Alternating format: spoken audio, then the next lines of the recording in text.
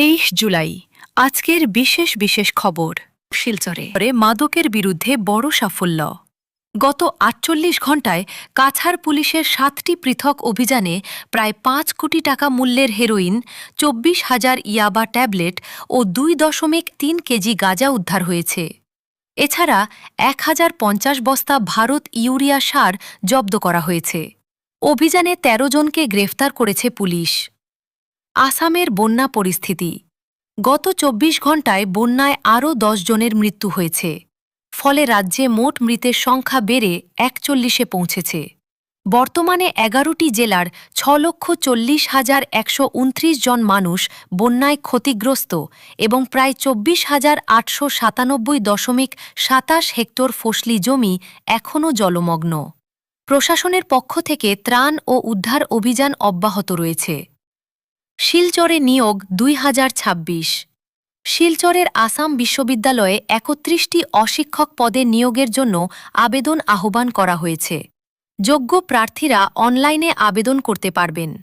আবেদন https://ausnt.samarth.edu.in। আসামের বন্যা নিয়ে বড় আপডেট।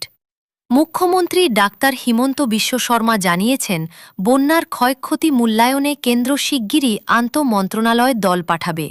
ক্ষতিগ্রস্তদের পাশে থাকার আশ্বাস দিয়েছেন অমিত শাহ। আসাম বিধানসভায় উত্তেজনা। বন্যা পরিস্থিতি নিয়ে জরুরি আলোচনা দাবি করতে গিয়ে স্পিকারের সঙ্গে উত্তপ্ত বাক্যবিনিময়ে জড়ান শিবসাগরের বিধায়ক অখিল গগৈ।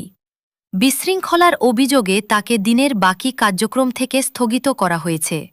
পরে গগৈ দাবি করেন, বন্যা নিয়ে কথা বলার সুযোগ না দিয়েই তাকে থামিয়ে দেওয়া হয়েছে।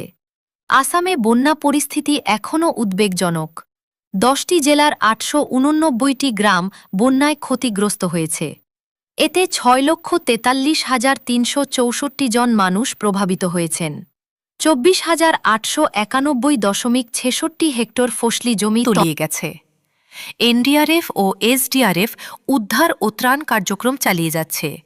আর কুশিয়ারা সহ বেশ কয়েকটি নদী এখনও বিপদসীমার ওপর দিয়ে প্রবাহিত হচ্ছে। এই ছিল আজকের প্রধান খবর। ভিডিওটি ভালো লাগলে অবশ্যই লাইক, শেয়ার এবং সাবস্ক্রাইব করতে ভুলবেন না।